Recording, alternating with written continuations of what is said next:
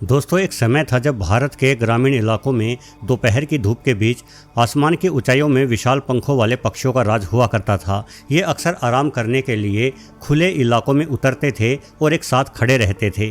ऊंचे शरीर और लंबी मजबूत चोंच के कारण दिखने में काफ़ी खतरनाक भी लगते थे, लेकिन वास्तविकता इसके बिल्कुल उलट थी। ये मजबूत पक्षी शिकारी नहीं थे और ख़तरनाक भी नहीं थे, बल्कि ये तो आसमान के वो ऊंचे पहरेदार थे जो बिना किसी शोर के हमारी धरती को साफ रखने का बीड़ा उठाए हुए थे।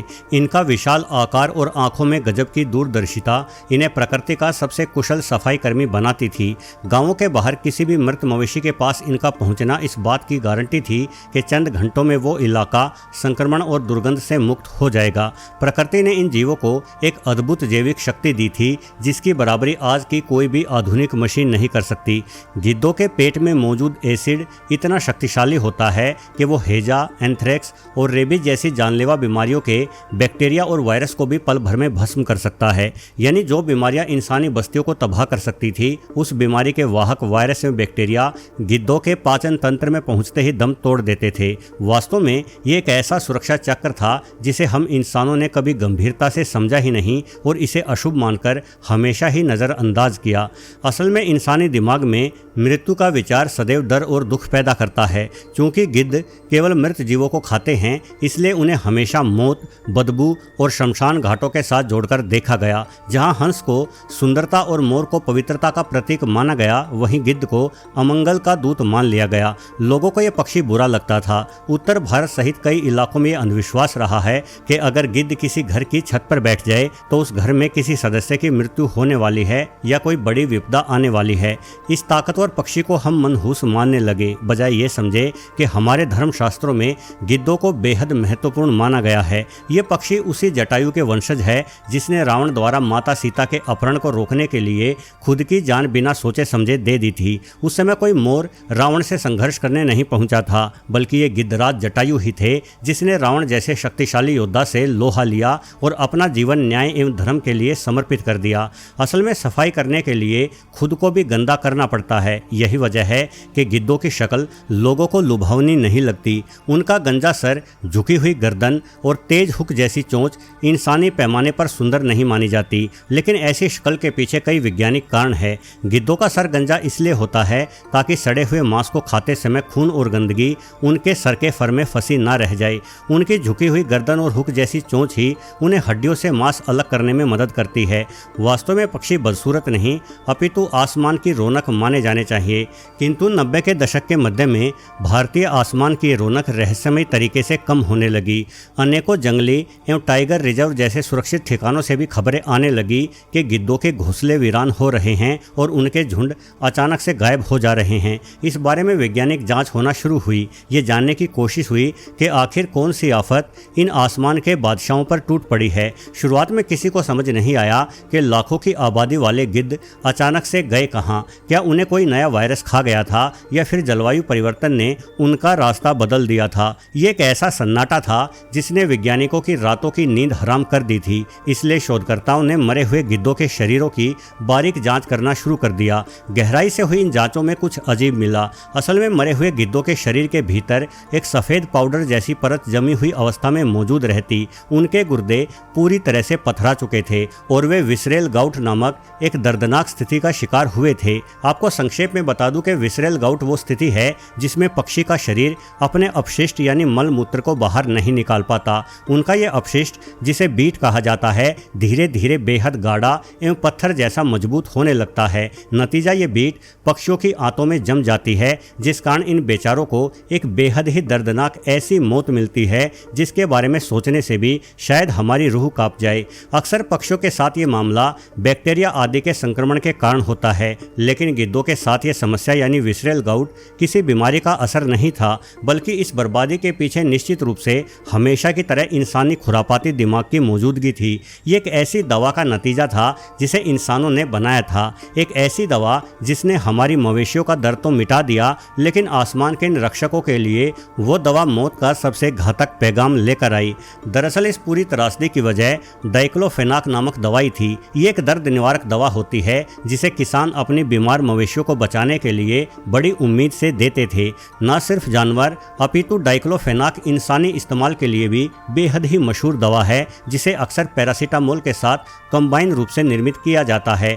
आपने भी अनेकों बार सर दर्द या दांत दर्द जैसी परेशानी में इस दवा का सेवन किया होगा। असल में इंसानों और मवेशियों के शरीर में एक खास एंजाइम होता है जो इस दवा यानी डाइक्लोफेनाक को तोड़कर शरीर से बाहर निकाल देता है। हमारे लीवर और किडनी इस दवा को आसानी से प्रोसेस कर लेते हैं, लेकिन गिद्धों या अन्य पक्षियों के शरीर में वो एंजाइम जन्म से ही गायब होता है, जिस वजह से डाइक्लोफेनाक उनके लिए प्राण घातक होती है। ये दवा मवेशियों को कई सारी समस्याओं में दी जाती है और इसे पशु जगत में चमत्कारी दवा कहा जाता था। ये गायों और भैंसों के थनों में होने वाली दर्दनाक सूजन, जिससे दूध निकलना बंद हो जाता है, को तुरंत कम कर देती है। साथ ही बुखार एवं संक्रमण को रोकने के लिए भी, फिर चाहे वो पशु के मुंह में हो या पैरों में, डाइक्लोफेनाक का कोई सानी नहीं था। लेकिन कोई भी दवा 100% मौत को नहीं रोक सकती। ऐसा भी अनेकों बार होता कि किसी गाय या भैंस को गंभीर बीमारी से बचाने के लिए डाइक्लोफेनाक का इंजेक्शन दिया गया हो, लेकिन उस इंजेक्शन देने के कुछ ही घंटों बाद बीमारी के कारण उस गाय या भैंस की मृत्यु हो जाए। अब ऐसी मवेशी की मौत के साथ ही उसके शरीर की मेटाबॉलिज्म प्रक्रिया, जो दवाओं को तोड़कर बाहर निकालती है, पूरी तरह से रुक जाती और अब वो दवा उस मृत शरीर के भीतर एक अदृश्य जहर बनकर कैद हो जाती, जो ना तो सड़न से खत्म होती है और ना ही मौसम की मार से, बल्कि वो हफ्तों तक उसी शरीर में बनी रहती। और जब उस मवेशी के शरीर को बिना मिट्टी आदि में दफन किए खुले में फेंक दिया जाता, जैसा कि अक्सर गांव देहात के लोग कर देते हैं, तो वहीं से सबसे बड़ी समस्या शुरू होती। जब आकाश से उतरकर गिद्धों का झुंड इस ताजा मांस पर टूट पड़ता, तो उन्हें जरा भी अंदाजा नहीं रहता कि वो भोजन नहीं बल्कि अपनी मौत का आखिरी पैगाम खा रहे हैं। मवेशियों के जिगर और गुर्दों में जमी हुई इस दवा की जरा सी मात्रा भी गिद्धों के पेट में पहुंचते ही एक साइलेंट किलर की तरह काम शुरू कर देती। विडंबना देखिए, जिस मवेशी को अंत समय में सुकून देने के लिए वो दवा दी गई थी, वही मवेशी अब एक डेथ ट्रैप बन चुकी होती। मात्र एक संक्रमित शव ही इतना जहरीला होता कि वो अपनी दावत पर आए हुए सैकड़ों स्वस्थ गिद्धों को महज 48 घंटे के भीतर ही विसेरल गाउट की तड़प भरी मौत दे डालता। यही वजह रही कि केवल 10 से 15 सालों की अवधि के भीतर भारत के 99% गिद्ध समाप्त हो गए। जहां कभी लाखों का शोर था, वहां अब केवल सन्नाटा और सड़ती हुई लाशों का ढेर बचा था। और खतरा केवल डाइक्लोफेनाक तक ही सीमित नहीं रहा, क्योंकि इसके बाद एसिक्लोनोफेनाक और केटोप्रोफेन जैसे नए रासायनिक दुश्मन भी मैदान में आ गए थे। एसिक्लोफेनाक तो और भी खतरनाक निकला, क्योंकि ये गिद्धों के शरीर में जाकर डाइक्लोफेनाक में ही तब्दील हो जाता है। ये रसायन भी बीमार पशुओं से ही गिद्धों के शरीर में पहुंच रहे थे। ये जानकारी मिलते ही भारत सरकार ने तुरंत डाइक्लोफेनाक से लेकर एस्किलोफेनाक और केटोप्रोफेन जैसी दवा को तुरंत पशु जगत के लिए प्रतिबंधित कर दिया। लेकिन आपको बता दूं कि आप आज भी बड़ी ही आसानी से अपने पास के मेडिकल स्टोर से इन तमाम दवाओं के इंजेक्शन ले सकते हैं। हालांकि इन्हें केवल मानव इस्तेमाल के नाम पर बेचा जाता है, परंतु पशुओं में अभी भी इनका इस्तेमाल धड़ल्ले से हो रहा है और ये इस्तेमाल ही गिद्धों की वापसी की हर छोटी कोशिश को लगातार नाकाम करता रहा है। अब ऐसे हालातों में एक उपाय ये लगता है कि किसानों को मरने के बाद अपनी मवेशी को खुले में नहीं छोड़ना चाहिए, बल्कि उसे दफन कर देना चाहिए। लेकिन यदि ऐसा होता है तो गिद्धों जैसे पक्षियों के लिए भोजन की समस्या आ खड़ी होती है। ये पक्षी शिकारी नहीं है, अपितु ये पहले से मरे हुए जानवरों को ही अपना भोजन बनाते हैं। वैसे इन रसायनों के साथ साथ बदलते भारत की आधुनिक जीवन शैली ने भी गिद्धों से उनका निवाला छीन लिया है। उनके रहने के ठिकानों पर भी कुल्हाड़ी चल चुकी है। गिद्धों को अपने घोंसले बनाने के लिए पीपल, बरगद और अर्जुन जैसे बहुत ऊंचे और पुराने पेड़ों की आवश्यकता होती है। एवं विकास की अंधी दौड़ में ये पुराने पेड़ आज समाप्ति की कगार पर हैं, जिससे गिद्ध बेघर हो गए हैं। सुरक्षित ऊंचाई न मिलने के कारण वो जमीन के पास घोंसले बनाने को मजबूर हुए, जहां आवारा कुत्ते और अन्य शिकारी उनके अंडों और बच्चों को आसानी से खत्म करने लगे। आज के आधुनिक दौर में बिजली की हाई टेंशन लाइनें भी इन विशाल पक्षियों के लिए किसी अदृश्य तलवार से कम नहीं है। गिद्ध जब अपने भारी भरकम शरीर और लंबे पंखों के साथ इन तारों के पास उतरते हैं तो जरा सी चूक ही उन्हें मौत का करंट लगा देती है।